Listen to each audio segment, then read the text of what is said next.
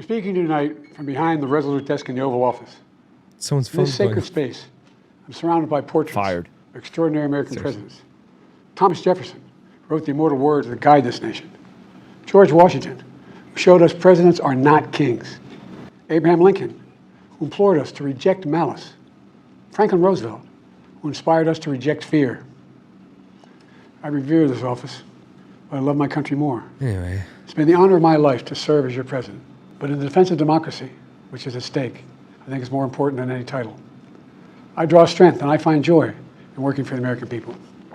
But this sacred task of perfecting our union is not about me. It's about you, your families, your futures. It's about we, the people. We can never forget that. And I never have. I've made it clear that I believe America is at an inflection point. One of those rare moments in history when the decisions we make now will determine our fate of our nation and the world for decades to come. America's going to have to choose between moving forward or backward, between hope and hate. Pause it. Between unity. So let's just flesh this out. America's going to have to choose between moving forward, moving backwards. What if people are like, hey, we want to go back to 08 Obama. We want to go back to that, right? Because again, by today's standards, Obama was a conservative. Yep. So what if America's like, no, we want to go back a couple years. Yeah, you know, this all the DEI stuff, all the Transformers stuff, all the women, men and women's sports. We want to go back a few years.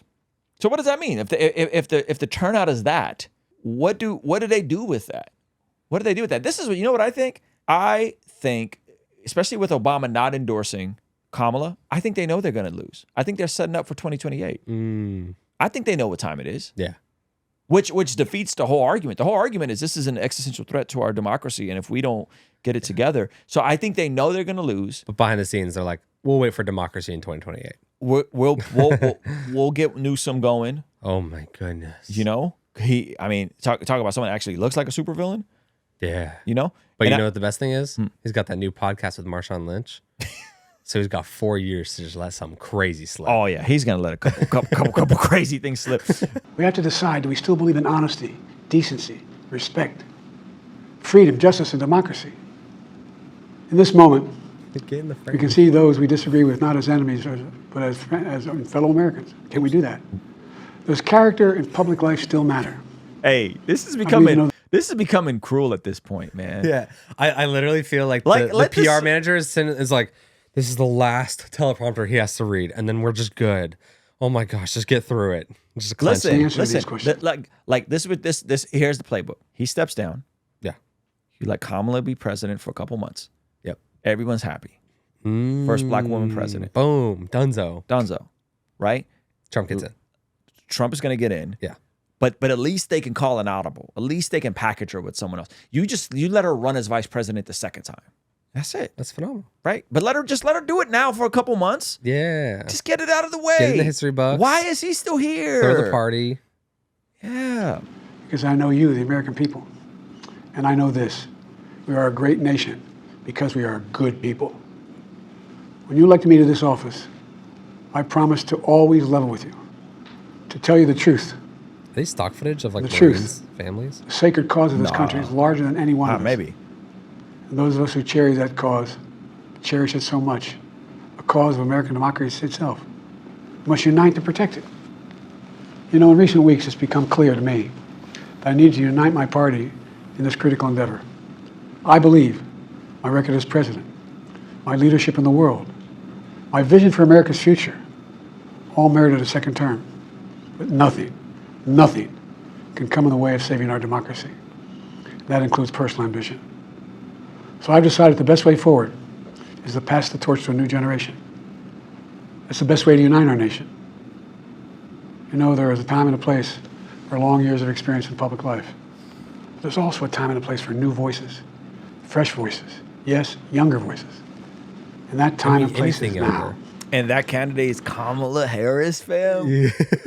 Yo, she dropped out of the 2019 DNC primary because she was going to lose in her home state of California. She has the lowest approval rating of any vice president in history, and that's saying a lot. That's saying a lot considering Dick Cheney was not very popular for the war in Iraq. I remember that. That was not that. I mean, how do you think Obama won in 08? Yeah. Right? So oh man, this is just such an obvious miscalculation to me. And yeah, this whole idea of like we're good people. I mean, Jesus says, "You who are evil know how to give good gifts." Yeah. Evil people could do good things. He keeps emphasizing that, like, it's time to pass it on to a younger generation. Like, he's 60 and he's passing it off to someone that's 35. It's like, bro, you're 82 or 81. Yeah. Like, passing it off to someone that's in their 50s is not unforeseeably young, you know? Yeah. For the next 6 months, it's not innovative. I'll be focused on doing my job as president. That means I'll continue to lower costs for hardworking families, grow our economy.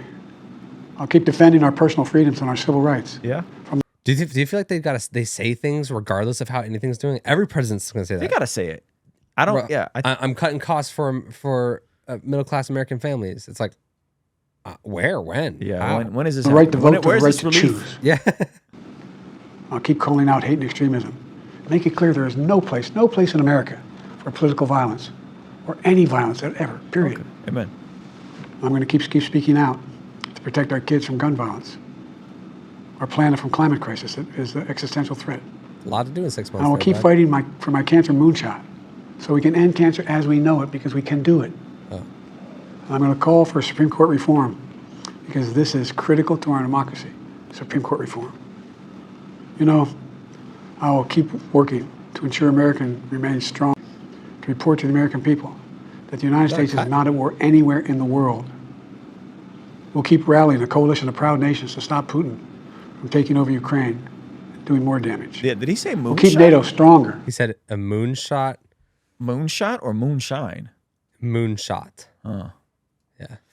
All right. And I'll make it more powerful and more united than any time in all of our history. You're not running anymore. I'll keep doing the same for our allies in the Pacific.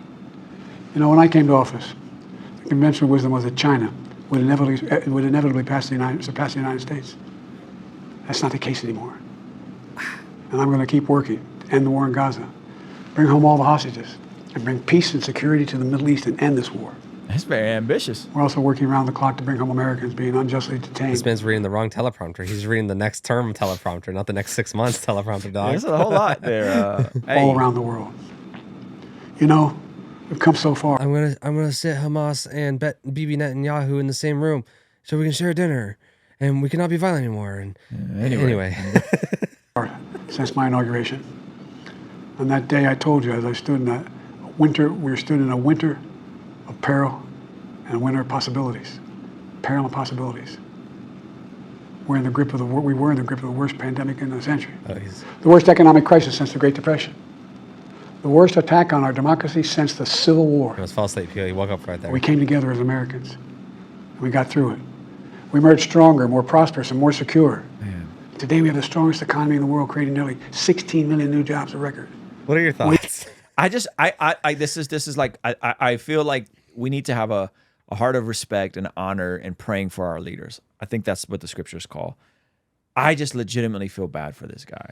Like I think this is someone's pulling the strings, and they've let it go this far, and I think they knew, like they had to have known this was coming. I feel like you're not actually watching the speech. You're watching the speech to like hopefully he can make it through it.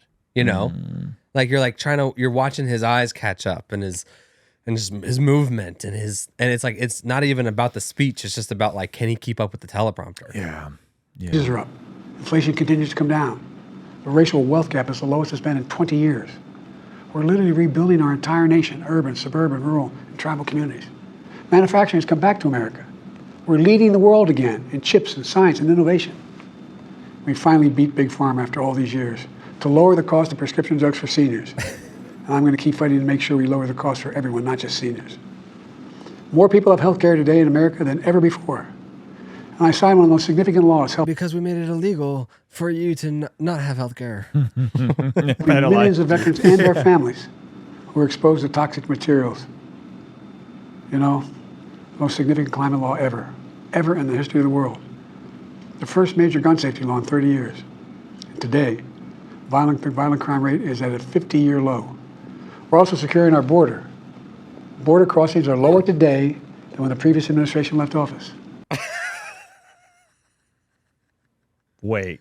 All right, we need some sort of like. I was just in New York, and let me tell you, that's not how my friends in New York feel.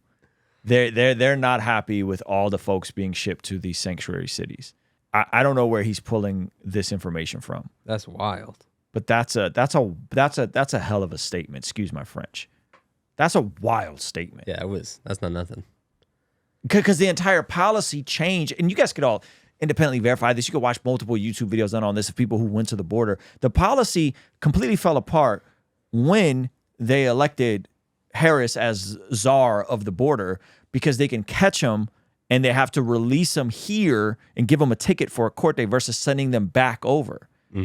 That the moment that changed, that's what created the migrant crisis at the border.